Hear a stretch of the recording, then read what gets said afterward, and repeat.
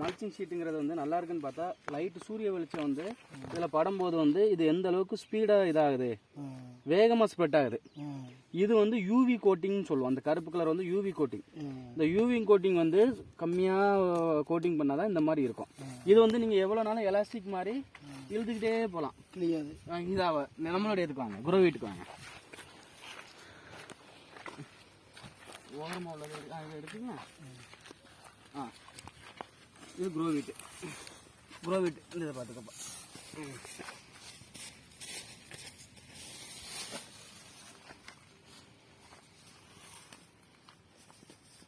சரிதானா? இது வெளிச்சம் அதிகமாக இல்லை, வெளிச்சம் அதிகமாக இருக்கக்கூடாது. வெளிச்சம் அதிகமாக வந்து சூரிய ஒளி மண்ணுக்கு கீழே போகும்போது வந்து ஈரப்பதத்தை வந்து இதாயிரும், மண் வந்து ஹீட் ஆயிரும். ஹீட் ஆயிருதுங்கும் போது வந்து இங்க பாருங்க, ஏன் உங்களுக்கு வந்து லைட் அடிச்சு காமிக்கிறேன்னா, மல்ச்சிங் ஷீட் வந்து ஈரமா இருட்டான பகுதியில் தான் வேர் வளர்ச்சி வந்து நல்லா இருக்கும். அந்த வேர் வளர்ச்சி நல்லா இருந்தா மட்டும்தான் செடி நல்லா இருக்கும். இது நீங்க எங்க எடுத்தாலும் வேர் வளர்ச்சி நல்லா இருக்கும்.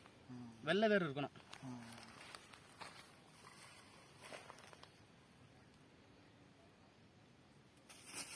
வெள்ளை வேர் இருக்கா?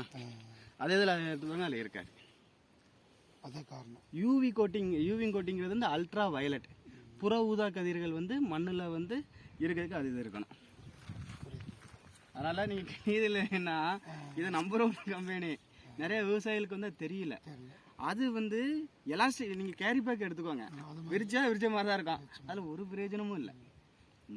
இது முக்கியமாக என்ன காரணத்துக்கு பயன்படுத்துகிறோன்னா, வெயிலில் வந்து வரக்கூடிய அந்த ஹீட்டை வந்து குறைக்கணும், மண்ணில் உள்ள நீர் அந்த ஆவியாக தன்மையை குறைக்கணும். அந்த இதுக்கு தான் நீராவி குறைக்கணும். அதுக்கு தானே இது நீங்கள் போடுறீங்க, சொட்டு நீர் பாசனம் போட்டு. வேறு எதுவுமே இல்லை. நீங்கள் அடுத்த ஆண்டு வந்து இது பண்ணுங்கள். என்ன செஞ்சாலும் நீங்கள் கேளுங்க. தயவு செய்து வந்து இந்த பிராண்டை வந்து நீங்கள் இது பண்ணி